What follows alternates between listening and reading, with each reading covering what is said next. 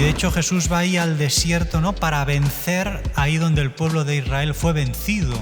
Y vemos cómo tienen en común eso, apartarlo del camino que Dios le ha trazado, mostrando caminos alternativos, ¿no?, cogiendo, por decirlo así, atajos. Hemos de ponernos nosotros a disposición de Dios y no al contrario. Que Dios haga de nosotros lo que le dé la gana, porque será lo mejor para nosotros.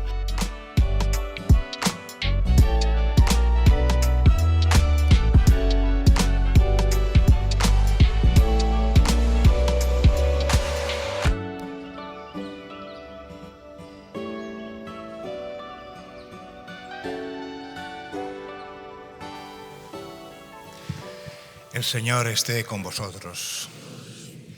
Lectura del Santo Evangelio según San Mateo. En aquel tiempo Jesús fue llevado al desierto por el Espíritu para ser tentado por el diablo. Y después de ayunar 40 días con sus 40 noches, al fin sintió hambre. El tentador se le acercó y le dijo: «Si eres hijo de Dios, di que estas piedras se conviertan en panes».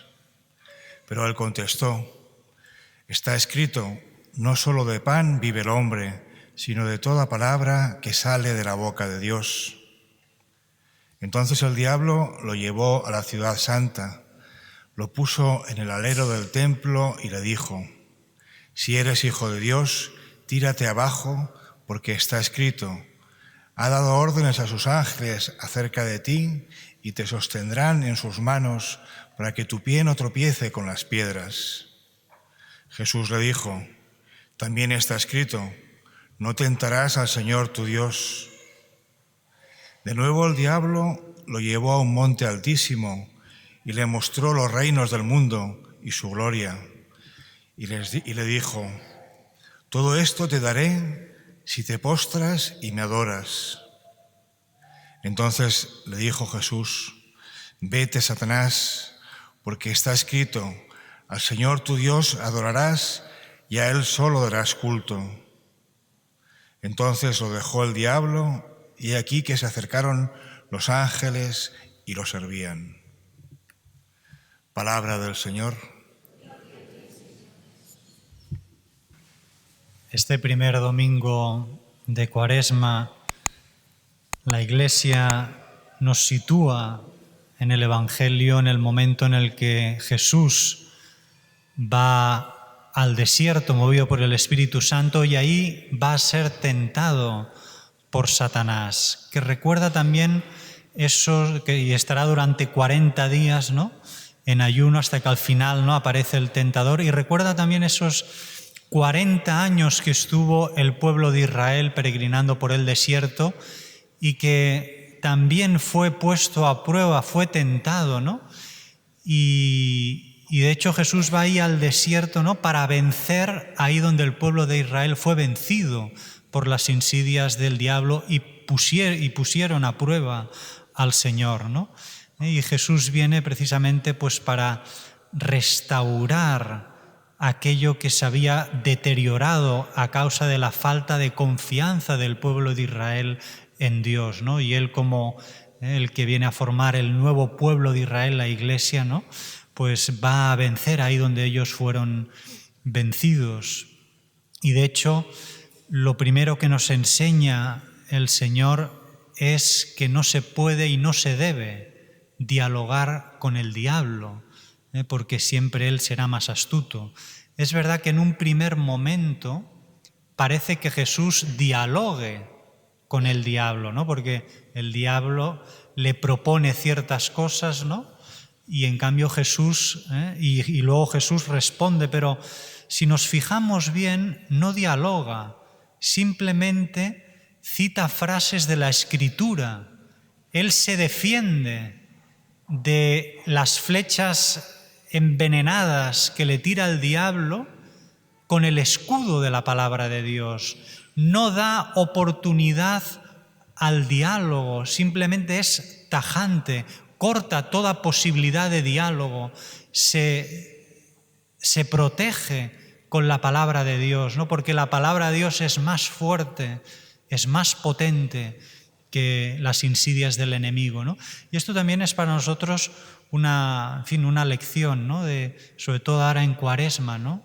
De poder leer, meditar la palabra de Dios, precisamente para poder vivirla en nuestra vida y defendernos de las insidias del enemigo.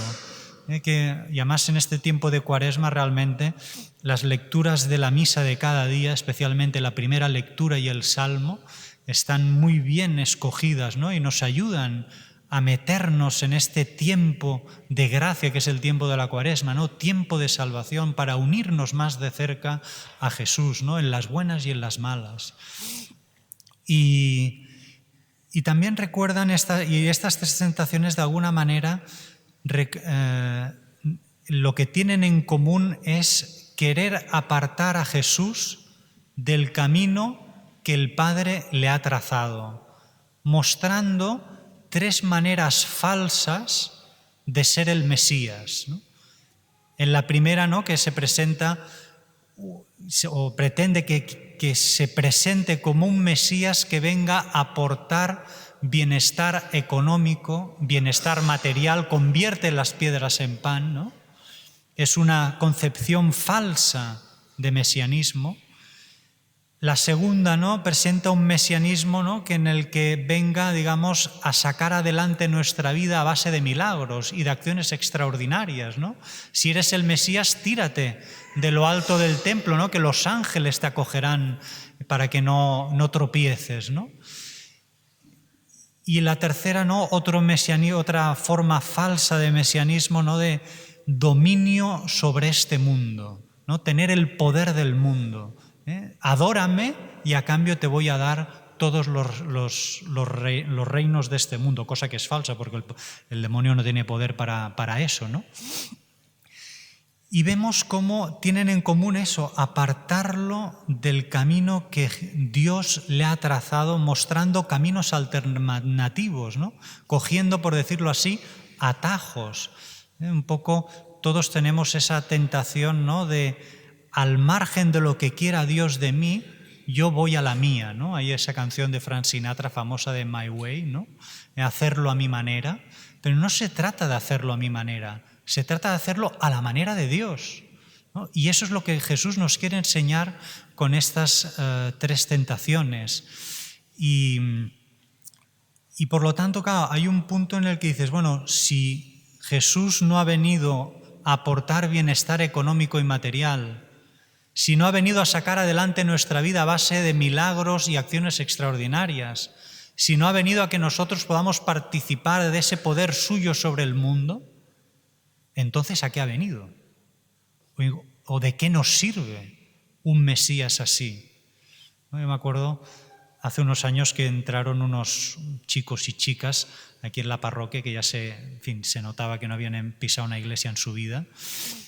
Y lo hicieron aquello con sonrisa, a veces una sonrisa de medio de nervios, de burla, pero para mostrar que son valientes han entrado en la iglesia. Entonces yo yo fui hacia ellos, ¿no?, con una sonrisa.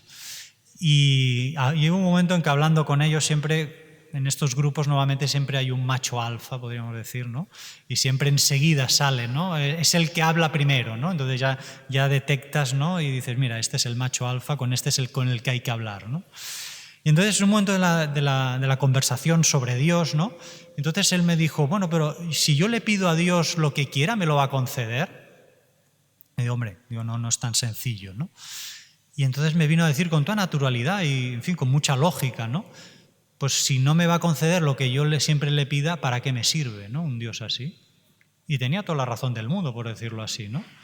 Y esta es la idea, ¿no? Es decir, el demonio nos viene a decir, ¿no?, si Jesús no viene a aportarnos bienestar, si no viene a hacer milagros continuamente que nos den certeza de su existencia y de que Él está con nosotros, si Él no viene a darnos poder sobre este mundo, ¿para qué nos sirve? ¿A qué ha venido Jesús a este mundo, ¿no? Entonces la pregunta la voy a responder al final de la homilía, a ver si mantengo vuestra atención hasta el final. Entonces, yendo tentación por tentación, porque son tentaciones que todos tenemos, ¿no? Y de las cuales podemos aprender. La primera, ¿no? La de convertir las piedras en panes, ¿no? Es verdad que es una tentación potente, ¿no? Porque es el tema también de decir, hay gente que lo pasa muy mal para poder llegar a fin de mes y llenar el estómago propio y de los suyos, ¿no? Por lo tanto, dices, es un tema, en fin, punzante, ¿no?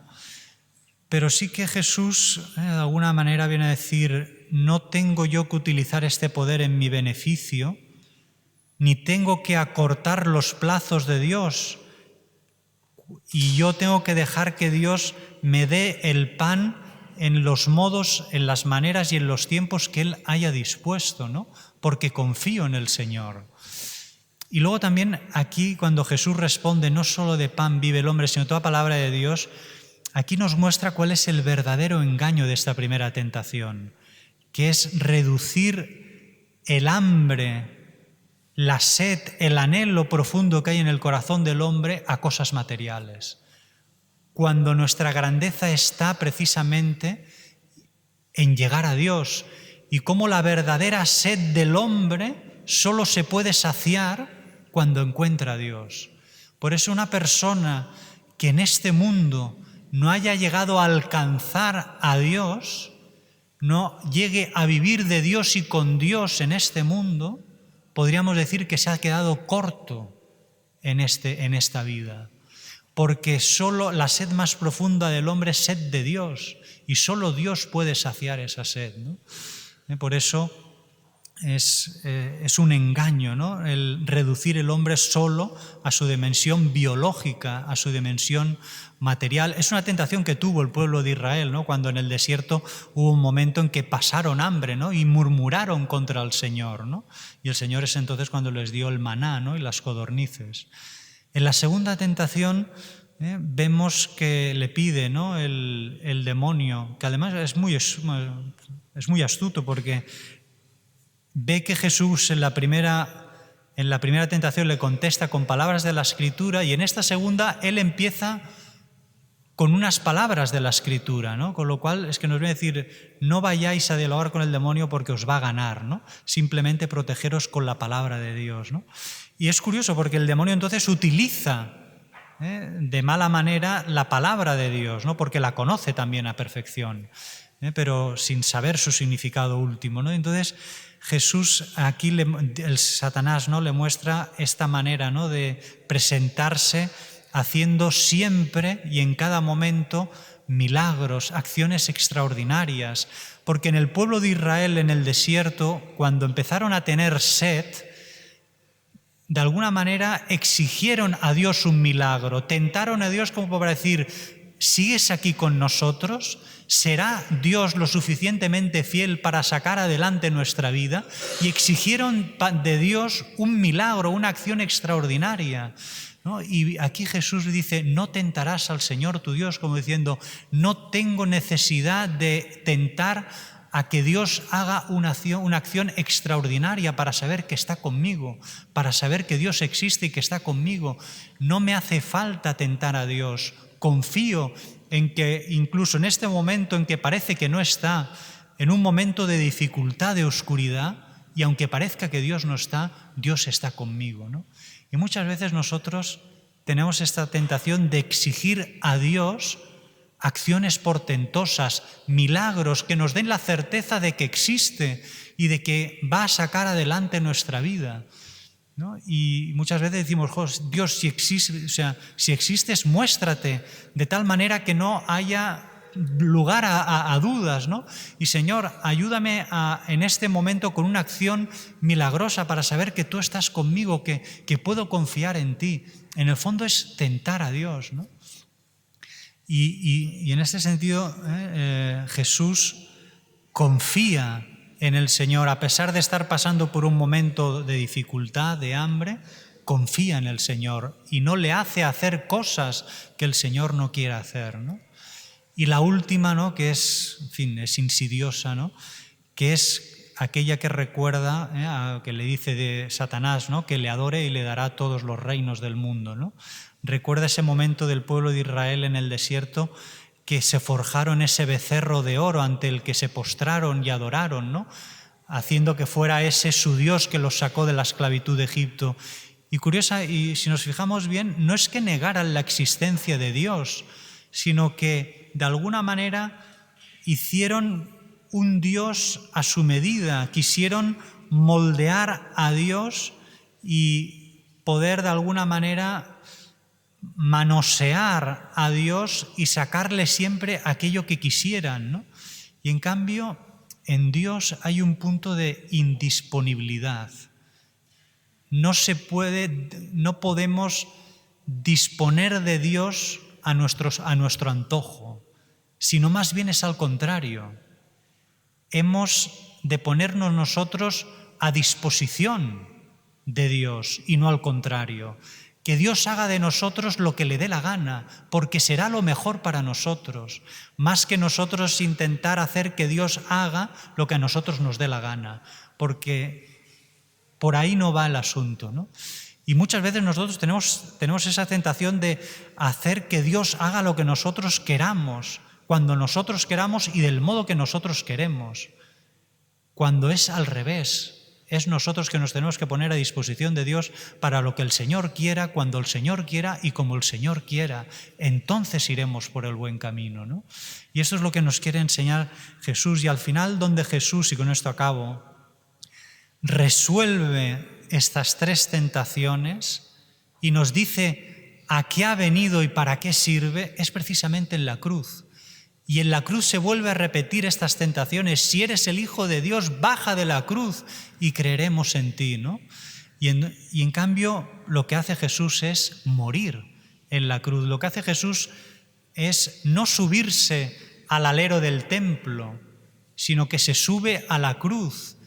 Y desde ahí Él viene a darnos a Dios, viene a abrirnos las puertas del cielo y a darnos al mismo Dios. Ya no viene a darnos solo pan, sino el verdadero pan del cielo, que es Él mismo, con su cuerpo y con su sangre, que es lo que recibimos en la Eucaristía. Y así puede saciar la sed más profunda que hay en el corazón del hombre, que es sed de Dios. Por eso en la cruz permanece hasta el final, para poderse dar Él a nosotros en la Eucaristía, con su cuerpo y con su sangre, alma y divinidad, y así saciar la sed más profunda que tenemos los hombres, que es de Dios, y así manifiesta su poder, que es un poder que es más fuerte que el poder del mundo, porque es el poder del amor, que llega a ser más fuerte que el odio, que la destrucción, que la muerte, que el pecado, que el mal. Así es como Él vence todo poder dañino con el poder del amor. Por eso se queda hasta la cruz, hasta la muerte, precisamente para mostrarnos que su poder es el más grande y es el poder del amor, que es más grande que el poder del mundo, ¿no? Y así es como nosotros, recibiendo a Cristo en la comunión, recibimos, por decirlo así, este poder, que es el poder del amor de Dios, que vence todo pecado, todo mal, y que llega a amar a los demás como Cristo nos ha amado, perdonando, comprendiendo, disculpando, siendo entregados, serviciales, incluso a costa de nuestra propia vida, como lo hizo Jesucristo, ¿no? Pidámosle a la Virgen María, ¿no?, que ella, la mujer que aplastó la cabeza de Satanás, nos ayude también a nosotros a no caer en las tentaciones que Satanás nos propone, que nos quiere alejar del camino que Dios ha querido trazar para cada uno de nosotros, ¿no?, sabiendo que recibimos a Cristo en la comunión, que ahí es donde nosotros se nos da el verdadero pan de vida y el verdadero poder sobre este mundo, que es el poder del amor de Dios. Muy bien, hay algunos avisos de parroquia de cara a la próxima semana. Recordar que los viernes de Cuaresma, pues los que queráis, nos reunimos aquí para rezar el Vía Crucis, que solo se hace de los viernes de Cuaresma y lo hacemos a las 6:45 de la tarde cada viernes. Luego el próximo sábado también tendremos este retiro mensual, retiro espiritual, en este caso de Cuaresma, que pues nos ayudará, ¿no?, también a vivir la Cuaresma. Será este próximo sábado de 10:30 de la mañana a 12:30.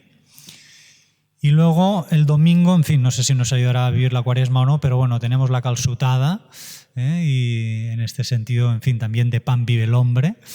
Entonces la idea de la calçotada, como siempre, es que no hace falta apuntarse, no hace falta decirlo, no hace falta pagar nada, es simplemente pues tener ganas de venir con algo de calçots, de carne para hacer a la brasa, para luego compartirlo todos juntos. Siempre también hay gente que se lleva, en fin, sus comidas, ¿no?